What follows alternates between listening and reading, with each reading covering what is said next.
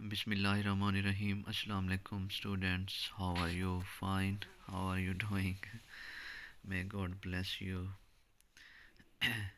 Today, I thought that I should speak with you on Holy Sonnet, Better My Heart, 3% God. The sonnet, as you know, is a poem comprising of 14 lines. This is the meaning of the word sonnet in English poetry. And Better My Heart is a sonnet, holy sonnet.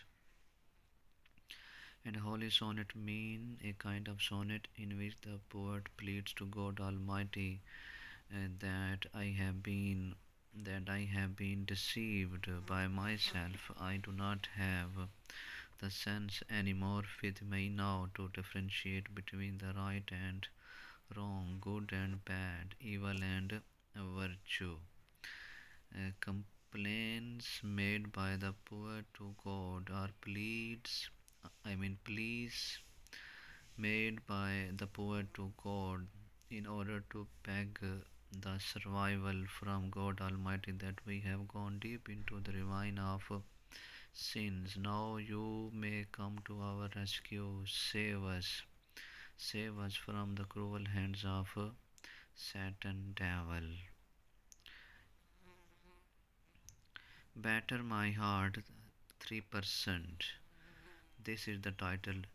3% mean basically the poet himself, the Holy Ghost, and the Holy Christ. These are the three persons by which the poet John Donne means this. 3% better my heart. Better my heart, 3% God for you, as yet but knock, breathe, shine, and seek to mend. Better my heart, the first line of the poem is the title itself.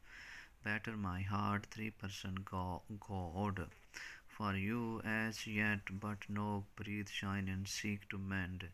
And then he says, the poet says that grant me the power to breathe, grant me the power to shine, and seek to mend, and seek to mend, and show your power so that I can breathe again, I can shine again, I can live the life as I was living the life before, when I was pure, transparent, shining, refined, and there were no materialistic pieces of thoughts present in the back of my mind. I was absolutely pure, honest, and I was not selfish.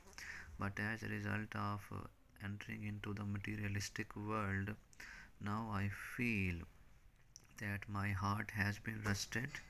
There is something evil that has penetrated deep into my heart, and I have not been able now to have the sense between the just and the unjust. Therefore, give me the light back to my heart again, and restore the power of my breathing. The poet actually says that I have been breathing, but I do not know that either I have been breathing or not. Poet says that give me my glow back, give me my glitter back. Students, look, when we keep on committing the evils, when we keep on indulging ourselves into sins and wrongdoings, then there comes a time when our heart loses the power to identify, then our heart loses the power to realize, and the love that we have for our fellow beings, I mean for brother, for sister, that is then taken back by God Almighty. And let me tell you, when we go too far on the path of defilements and evils, then what happens? The light of God, the lights of God that we are blessed with in form of having a love for brother, sister, mother, father, and other members of our community or society, that is then snatched, I mean taken back by God.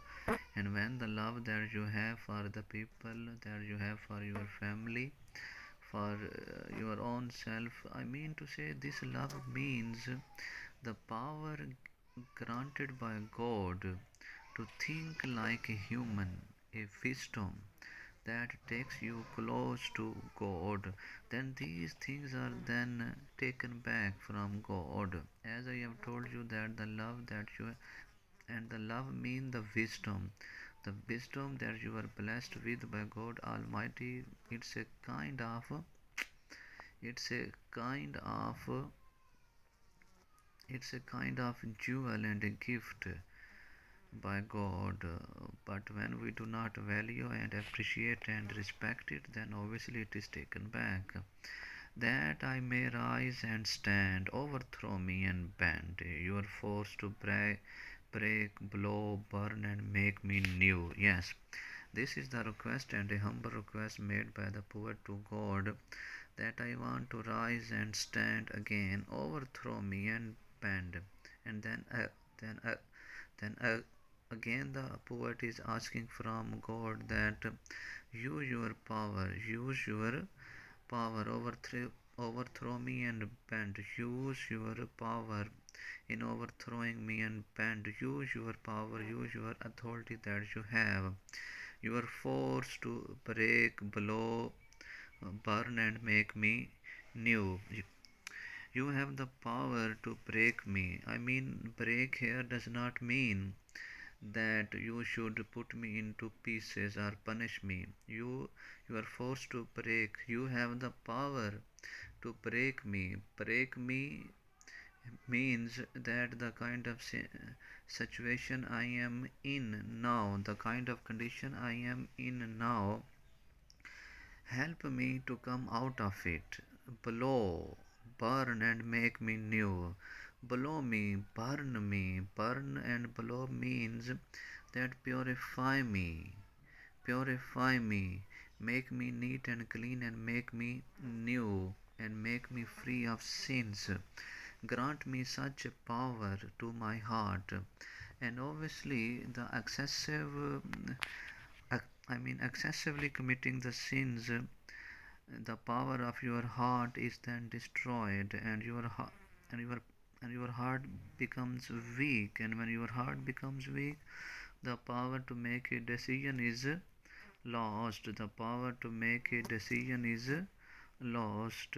And then obviously a sense is taken back. And when the brain sense is taken back from you, then one should seriously think that what will be the future of ours, because we are now then playing like a tool or an instrument into the hands of a devil. So therefore the poet has now realized to an extent that, oh God, make me new, break me, blow me, burn me, whatever it takes to make me new and purified, I am ready to go through that. Fine, but God help me somehow. This is a plea, this is a cry, and an anguish, for there are two things. One is God, another is devil, and there is the self in us. नफ्स हम जिसे कहते हैं.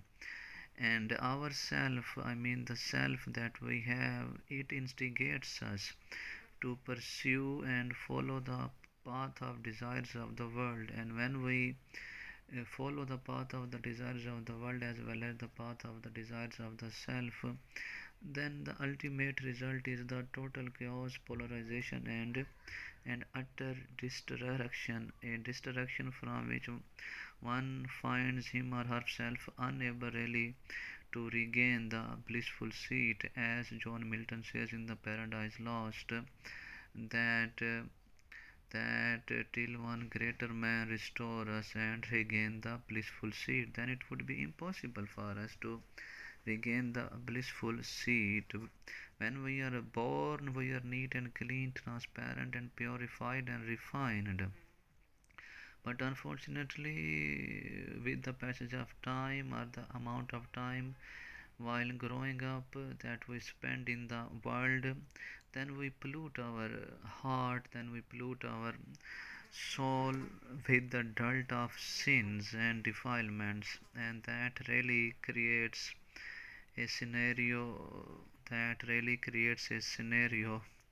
from which one finds it extremely difficult to return back to the state of purity and chastity. And here the poet wants to come back to that same previous state of his mind, heart, and soul. Therefore, he is requesting God Almighty that use your power. Use your power means that he believes in this fact that God has the power, authority, and all that it takes to make the man same and sinless again. Okay, but man himself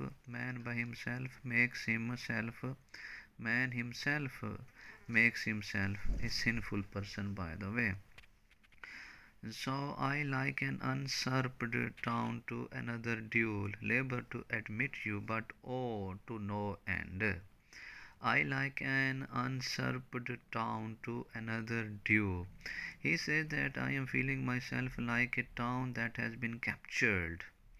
Usurped mean captured. Town, kasbah. He is, saying or relating himself to a town that I have now been occupied by someone, and by someone means the devil, and no one else is responsible for for this state but the man himself gives himself into the hands of devil by by diving deep into the ignoble pleasures of this world.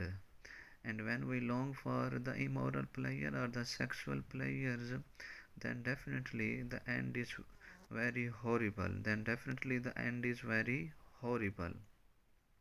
So students, the Shakespeare also pointed it out like this, that violent delights have violent ends.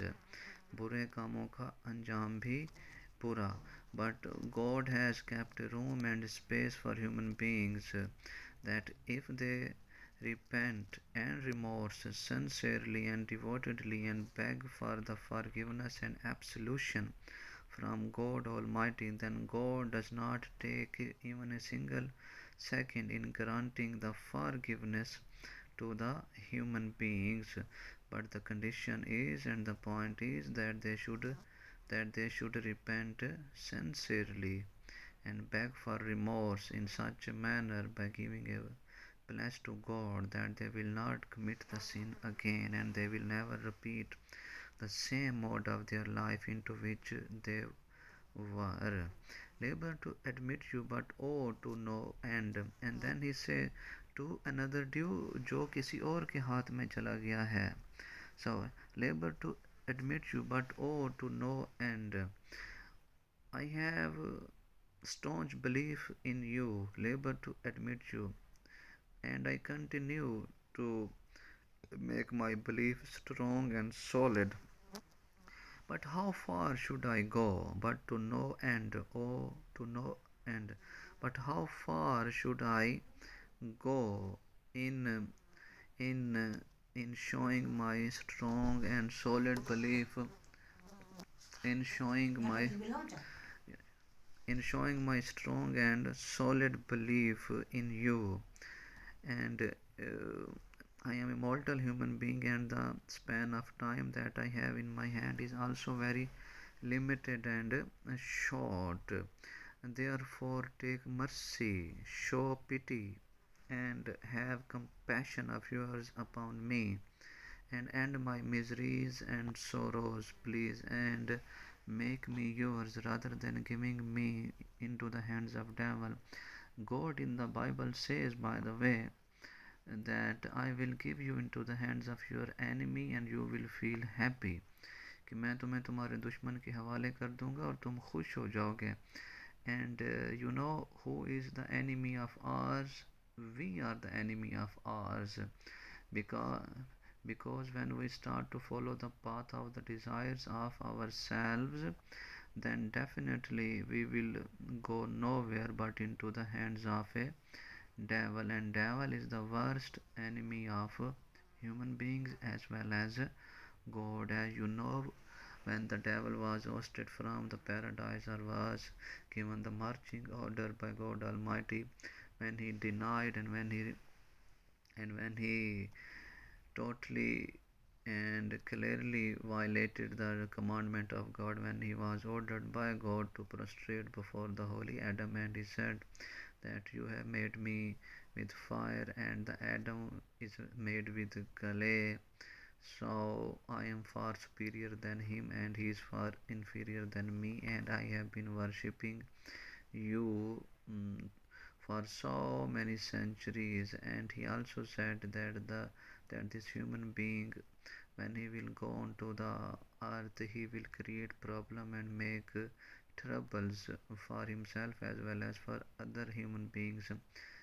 And the devil denied and he didn't prostrate, and therefore he was given the order by God to leave the paradise, and he turned as an enemy of God, or made himself as enemy of God. John Milton in Paradise Lost, especially in book 1 and other books of this series or this topic, has revealed this reality very evidently. So John Donne also says that I do have a strong belief in you, my God, but how long will I have to struggle to make it sure that you believe that I have a belief in you, labor to admit you, but oh to no end. Okay, student, let me move forward to the remaining couplets of this holy sonnet. Reason your victory in me should defend, but is captive and proves weak or untrue. Reason your victory in me should defend. Now, the poet says that the representative that you have appointed on your land to protect the people of yours, Visri in me, the representative of you that you have appointed to work for the welfare and the protection of the people of yours, other than the people appointed by you on the land, but is captive, me should defend. They have the responsibility and the obligation, as you have made a system in which you have given power to certain people, and certain people have to live as their, I mean, subjects, but is captive and proves weak or untrue. But the people who have been given this responsibility for our protection and for our prosperity by you, God, they themselves have been captured, and when they have been captured, they prove themselves weak and untrue, that they are nervous, they do not have the power really to speak for us or for our rights, and they are ignoble people, untrue people, that they are hypocrite. They they do not do the justice to the orders that you give to them in order to have a very congenial society. They violate your commandments and the decree. Due to this hybridity, are the double standards possessed due to this hybridity are the double standards possessed by these people, we then also fall a prey to the sins and the evils, and ultimately we go into the hands of devil. If they are true to us, and if they are sincere in implementing the orders that you give to them in true spirit and letter, then there is a possibility that we will not fall into the hands of a devil. Yet dearly I love you and would be loved fain, but am battered unto your enemy. Yet dearly I love you and would be loved fain. Despite of all the complaints and all the oohs and ahs that the poet has, now the poet says, Yet dearly I love you. And now to God the poet says that all that despite of all these problems, all these complaints, I still love you. I still love you. That also shows the significance of human relationship with God. For God is our ultimate creator. Whatever we do, whatever we speak, whatever our deeds and actions may suggest and manifest, but still in some corner of our heart, does not matter what that corner of our heart might be, we do have the love and the fascination for God, and this is the reflection of this fact and reality when the poet says, Yet dearly I love you and would be loved fain. And he says that I know that I would also be loved by you. There is an element of hope, optimism that we always associate to divine and divinity, that when there is darkness everywhere and we have lost the hope, there is one hope even then is left, and that is God Almighty.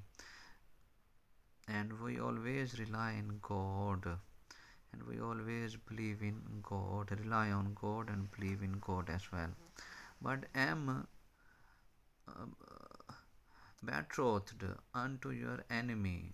Yes, he says, Yes, I have been in love with you. I know that I should love you, and in return I would be loved by you as well, like anything. But then he says that I have engaged myself with your enemy. Engaged means that I have got that I have been in matrimonial bond. Apparently, he says matrimonial bond with your enemy. He says that that I have been in a relationship with the devil, and it's and it looks like that I has wedded with the devil, with your enemy. And when you have wedded with someone, this is extremely difficult. Then, by the way, uh, and especially when you have wedded yourself with the devil, then it is extremely difficult, by the way, really to come out of that situation and be friend of God again. You may take one path, either the path of friendship, either the path of enmity, and devil, as you know, is the enemy of God. And the poet said that I have wedded with your enemy.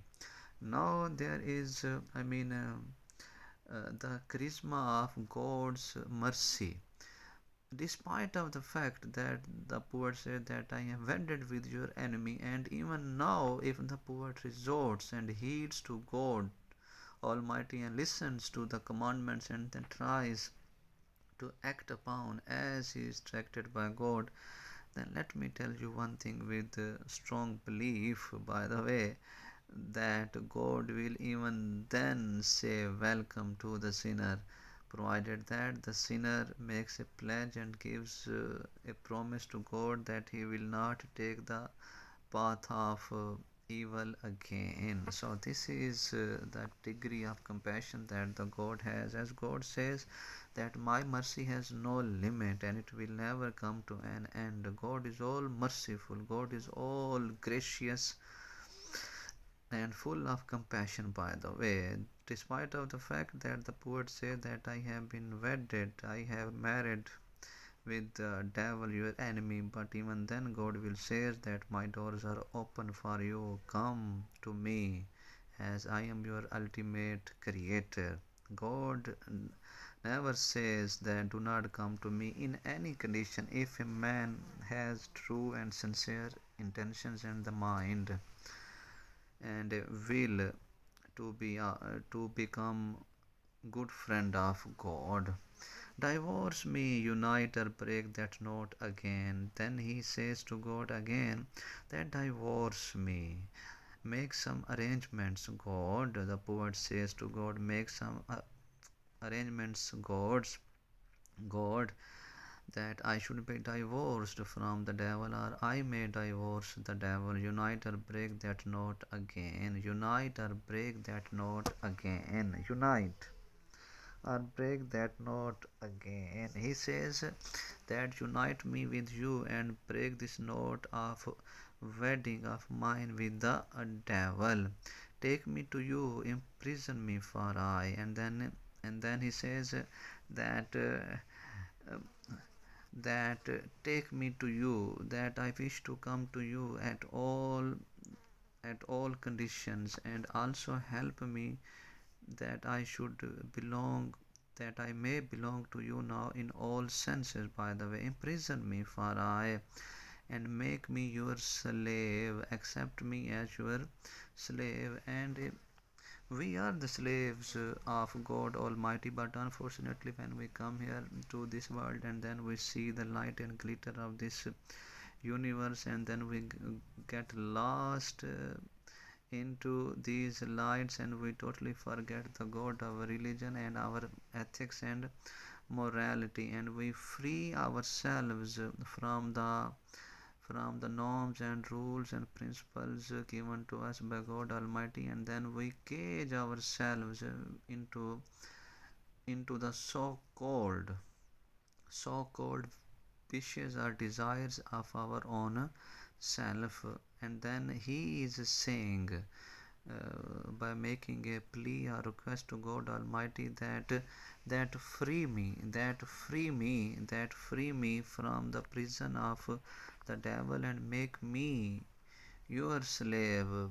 Imprison me in the cage of slavery of yours, and do not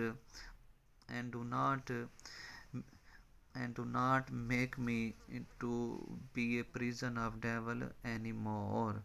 Except you enthrall me shall never be free. Yes, he says that God Almighty, without the help of yours, I will not be able to free myself from the prison of the devil. Except you enthrall me, till you grant me the courage and the passion to come out of this situation, never shall be free. I will not be set free, or I will never be released from the prison of the devil, except you help me. And if you do not help me, I will continue to remain in this ugly and unpretentious situation. For how long, nobody knows this. Not ever chaste, except you ravish me. And in the last line of this holy sonnet, the poet says that I will never be able to refine myself. I will never go through a process of transformation and a pure transformation till you make me pure. Till you grant me the courage to become a pious person, I shall never achieve this state of piousness. By the way, so he surrenders to the power of God, and admits the fact that without the help of God there is nothing that man can achieve. By the way, and if a man I mean says that he will do each and everything by himself without begging and seeking the guidance and assistance of God Almighty, then I strongly feel that man is mistaken and is living in a state of self deception. Without the help of God, we can't do anything. God is an ultimate master, the creator, all knowing, by the way.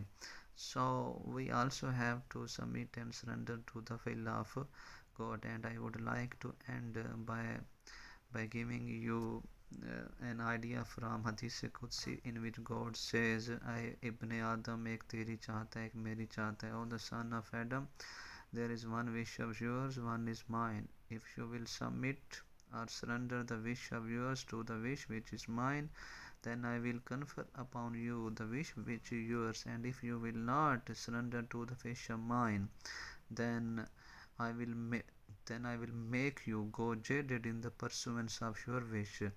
And do you know what will happen? My wish will prevail. Thank you so much, students. If you have the questions regarding this holy sonnet, then do ask me. Thank you so much. Take care. God bless all of you.